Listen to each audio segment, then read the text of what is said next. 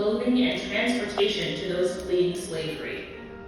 They were part of the larger Philadelphia Vigilance Committee that funded and oversaw a broader anti-slavery effort. When Harriet Tubman passed through Philadelphia on her way to Canada or the Eastern Shore, she often stayed at the boarding house run by William Still.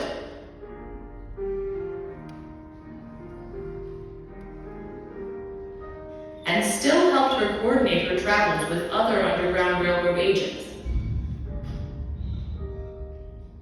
Still's book covers 8 years of the Underground Railroad and details the stories of some 800 people. In 1 month alone, he wrote, there were 60 passengers on his route. At least 13 of these people came to the Cape May area on their way north.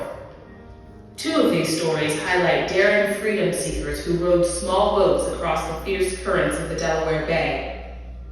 Here is one story by William Still titled, Crossing the Bay in a Skiff.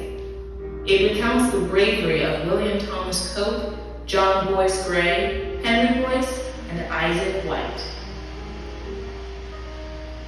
These young bondmen, whilst writhing under the tortures heaped upon them, resolved at the cost of life to make a desperate trial for free land.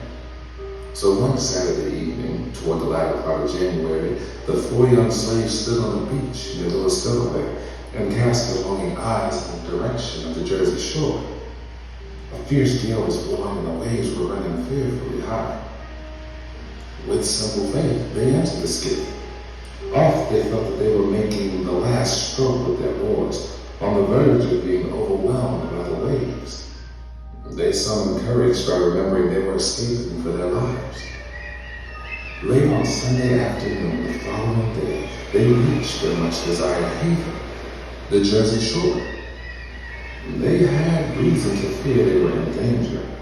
In this dilemma, they were discovered by the captain of an oyster boat, whose sense of humanity was so strongly appealed to by their appearance that he engaged to pilot them to Philadelphia.